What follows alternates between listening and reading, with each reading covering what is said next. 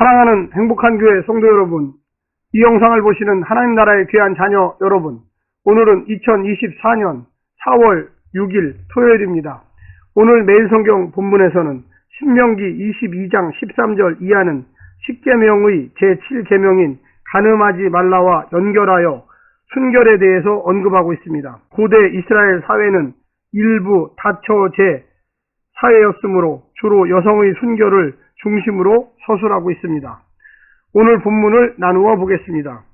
신명기 22장 13절부터 21절 순결에 관한 법, 아내를 미워하는 경우, 순결 재판 절차, 순결 여부에 대한 판결, 22절부터 30절 남녀가 동침한 경우, 유부녀 또는 약혼한 여인과 동침한 경우, 처녀와 동침한 경우.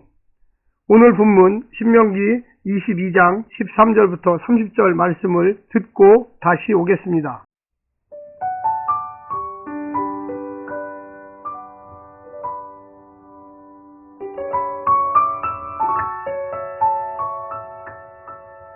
누구든지 아내를 맞이하여 그에게 들어간 후에 그를 미워하여 비방거리를 만들어 그에게 누명을 씌워 이르되 내가 이 여자를 맞이하였더니 그와 동침할 때에 그가 처녀임을 보지 못하였노라 하면 그 처녀의 부모가 그 처녀의 처녀인 표를 얻어가지고 그 성문 장로들에게로 가서 처녀의 아버지가 장로들에게 말하기를 내 딸을 이 사람에게 아내로 주었더니 그가 미워하여 비방거리를 만들어 말하기를 내가 내 딸에게서 처녀임을 보지 못하였노라 하나 보라 내 딸의 처녀의 표적이 이것이라 하고 그 부모가 그 자리옷을 그 성읍 장로들 앞에 펼 것이요 그 성읍 장로들은 그 사람을 잡아 때리고 이스라엘 처녀에게 누명을 씌움으로 말미암아 그에게서 은 100세겔을 벌금으로 받아 여자의 아버지에게 주고 그 여자는 그 남자가 평생에 버틸 수 없는 아내가 되게 하려니와 그 일이 참되어 그 처녀에게 처녀의 표적이 없거든 그 처녀를 그의 아버지 집문에서 끌어내고 그 성읍 사람들이 그를 돌로 쳐 죽일지니 이는 그가 그의 아버지 집에서 상기의 행동을 하여 이스라엘 중에서 악을 행하였음이라. 너는 이와 같이 하여 너희 가운데에서 악을 제할지니라. 어떤 남자가 유부녀와 동침한 것이 드러나거든 그 동침한 남자와 그 여자를 둘 다 죽여 이스라엘 중에 악을 제할지니라. 처녀인 여자가 남자와 약혼한 후에 어떤 남자가 그를 성읍 중에서 만나 동침하면 너희는 그 둘을 둘 다 성읍 문으로 끌어내고 그들을 돌로 쳐 죽일 것이니 그 처녀는 성 안에 있으면서도 소리 지르지 아니하였으며 그 남자는 그 이웃의 아내를 욕보였습니다. 너는 이같이 하여 너희 가운데에서 악을 제할지니라. 만일 남자가 어떤 약혼한 처녀를 들에서 만나서 강간하였으면 그 강간한 남자만 죽일 것이요 처녀에게는 아무것도 행하지 말 것은 처녀에게는 죽일 죄가 없음이라. 이 일은 사람이 일어나 그 이웃을 쳐 죽인 것과 같은 것이라. 남자가 처녀를 들에서 만난 까닭에 그 약혼한 처녀가 소리 질러도 구원할 자가 없었음이니라. 만일 남자가 약혼하지 아니한 처녀를 만나 그를 붙들고 동침하는 중에 그 두 사람이 발견되면 그 동침한 남자는 그 처녀의 아버지에게 은 50세겔을 주고 그 처녀를 아내로 삼을 것이라. 그가 그 처녀를 욕보였은즉 평생에 그를 버리지 못하리라. 사람이 그의 아버지의 아내를 취하여 아버지의 하체를 드러내지 말지니라.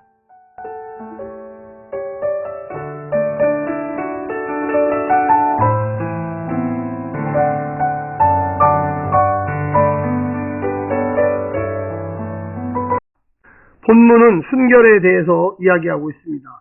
순결에 대한 율법은 사회의 근간이 되는 가정과 연결되어 있어서 대단히 중요합니다. 본문은 가정이 깨지는 여러 경우를 서술합니다. 먼저 한 남자가 아내를 미워하는 경우입니다. 고대 이스라엘은 일부 다처제 사회였으므로 남편이 한 아내를 미워하거나 또는 의심하는 경우가 적지 않았던 것으로 보입니다. 관련 설명은 민수기 5장 14절입니다. 이어서 남녀가 동침한 경우 22절부터 24절, 그리고 남자가 약혼한 여자를 겁탈할 경우 25절부터 27절을 나누어 이야기합니다. 마지막으로 한 남자가 약혼하지 않은 여자와 동침한 경우에 율법은 남자가 여자를 버리지 못하리라고 명령하고 있습니다. 오늘 본문을 세 부분으로 나누어 자세히 설명드리겠습니다. 첫 번째, 결혼한 여인 보호. 남자가 아내에게 실증나서 누명을 씌웠는데 그것이 사실이 아닌 경우로 드러났을 때 벌금으로 100세겔을 아내의 아버지에게 주고 그 아내를 평생 동안 버릴 수 없게 하였습니다.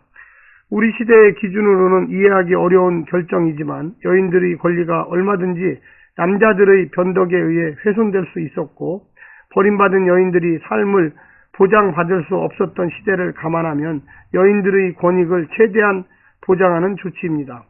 하지만 결혼한 여인의 부정이 드러나면 죽임을 당했습니다. 성적인 부정을 공동체 전체를 부정하게 만드는 악으로 규정하고 있는 것입니다.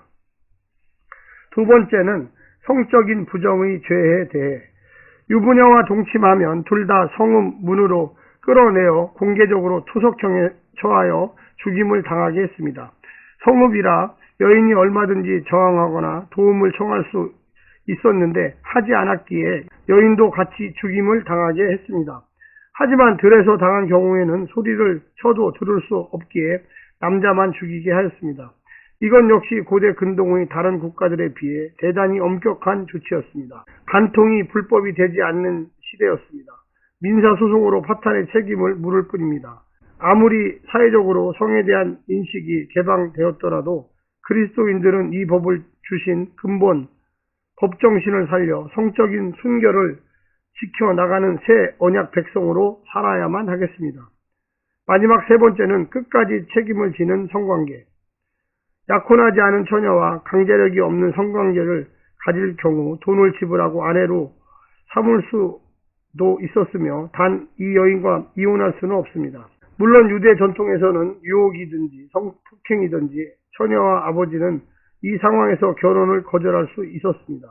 하지만 아버지 사망 이후 아버지의 젊은 첩을 아들이 아내로 맞아서는 안 됩니다.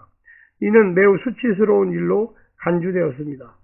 현재의 정서에는 어울리지 않지만 여성에게 인생에 대한 결정권이 거의 없다시피 한 사회에서 이스라엘은 여성의 권리를 보장해주는 법을 가지고 있었습니다. 언약 공동체가 가정과 약자를 대하는 데 있어서 세상과 뚜렷이 구분되고 있음을 보여주고 있습니다. 사랑하는 성도 여러분, 오늘 본문을 통하여 가정의 중요성을 더 깊이 깨달으시기를 간절히 부탁드립니다.